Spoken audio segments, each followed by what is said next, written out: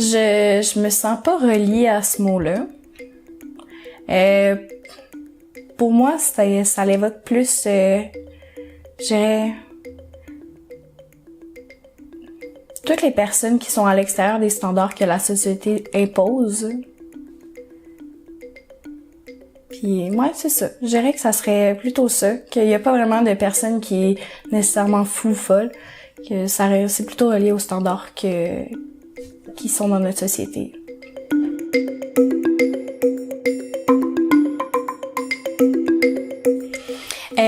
C'est certain que au début de l'anorexie, pas au début, plutôt quand j'ai vraiment pris compte de ma maladie, là je me suis demandé si j'étais folle, parce que j'étais rendue au point où je ressentais juste plus rien. Donc oui, à ce moment-là, je me suis demandé si j'étais folle, mais sinon tout le monde se demande si on est un peu fou ou folle à certains moments dans la vie, là, quand on est ne stress, fou de joie, folle de joie ou des choses comme ça.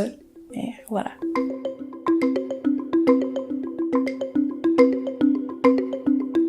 Eh bien, en tant que personne qui est aujourd'hui rétablie, je dirais que mon expérience du monde a quand même vraiment changé.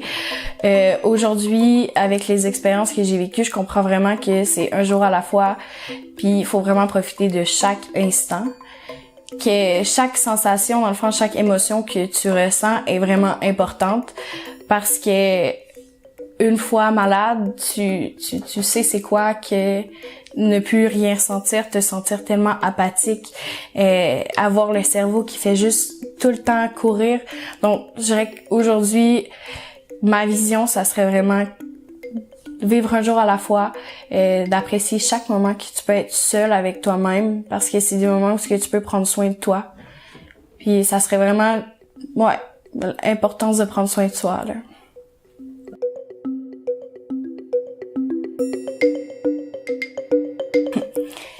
Mes défis et combats de tous les jours sont vraiment mon perfectionnisme, qui est encore tellement présent.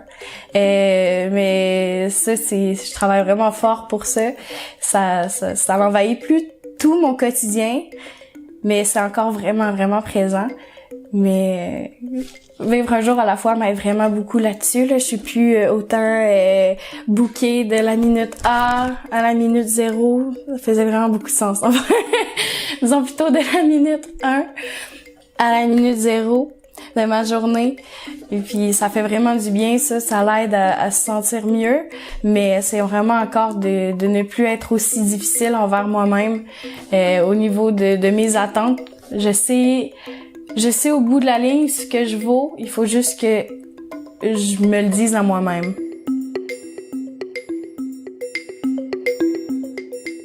J'ai mes petites peurs quotidiennes, là, du genre les insectes, mais puis mes phobies comme les fonds marins. Là. Je dirais que ma plus grande peur, c'est vraiment de perdre mes êtres qui me sont chers. Mon père est décédé dans le fond durant mon processus de rétablissement. C'est ça qui m'a vraiment poussée à guérir. Mais puis depuis ce temps-là, je dirais que c'est vraiment une de mes plus grandes craintes, là, les personnes qui me sont chères qui quittent. Voilà.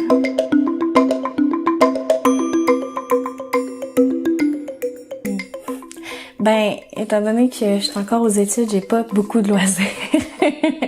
Mon temps est beaucoup pris par mes stages, mes devoirs et tout, mais je m'accorde quand même du temps pour moi-même. Donc, souvent, ce que je fais, c'est que je vais juste dessiner, je vais aller marcher avec mon chien, je vais prendre des photos.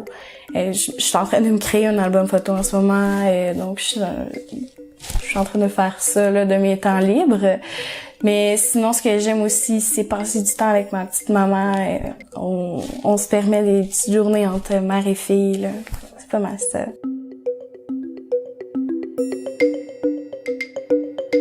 Cet été, lorsque ma meilleure amie et moi, on est partis au Portugal, on avait toutes réservé nos choses d'avance. Finalement, on a réalisé que on avait toutes réservé dans un autre aéroport. Donc, on était à pied à 1h30 de la ville où on était censé aller pour finalement embarquer avec un petit monsieur qui nous a offert un trajet dont on parlait pas du tout portugais. Donc, on a pratiquement... on parlait plus en signes, là, mais tu sais, en signes, c'est un grand mot. Pas en langage de signes, là, plus des gesticulations. Et voilà, ça, c'était quand même une belle anecdote.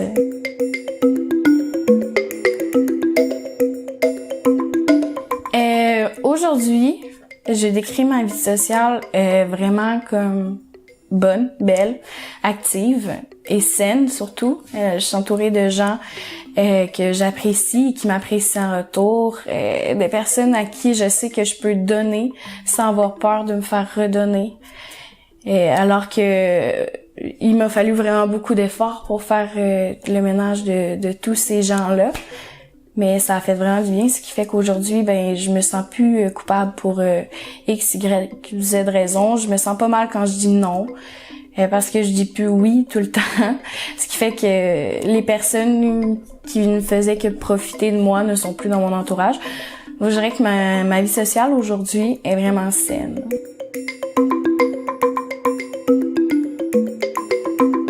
Ce que j'aimerais que les personnes qui sont présentement malades sachent, c'est que c'est vraiment possible de passer par-dessus, que c'est vraiment possible de se lever un matin puis de plus avoir la petite voix qui dit « Ok, bon, mais là, si je mange une pomme, c'est 30 calories. Si je mange pas la peau, c'est 5 de moins. Si je me parque à tant de kilomètres du cégep ou du collège ou de l'école ou peu importe, je vais pouvoir courir tant de kilomètres de plus dans ma journée. C'est possible que un jour, cette voix-là arrête, puis que tu retrouves un calme, que pendant la maladie, en ce moment, t'as plus l'impression que c'est possible, mais c'est possible. Puis pour les personnes qui sont pas malades, puis qui s'intéressent simplement, ou pour les proches, ça serait surtout que c'est vraiment un processus long et complexe et que la rechute est tellement souvent fréquente et possible qu'il faut pas perdre espoir en la personne, là. Il faut vraiment continuer de la pousser même quand elle a des rechutes, puis ne pas parler des changements de poids, là, surtout même s'ils sont positifs, même s'ils sont négatifs.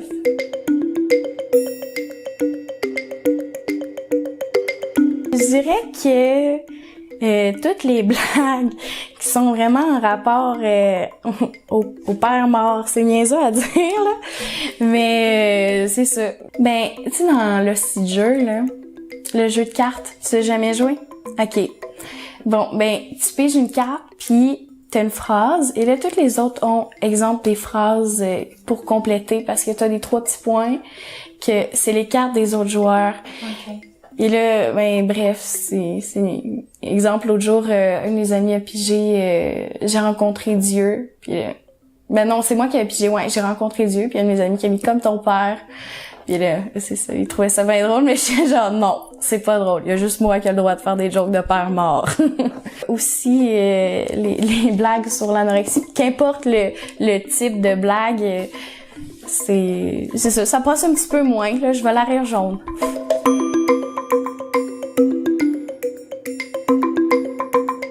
La seule chose que je rajouterais peut-être, c'est que moi, le processus de rétablissement, ça m'a vraiment permis de retrouver une joie de vivre, puis vraiment de réallumer une partie de moi qui était éteinte.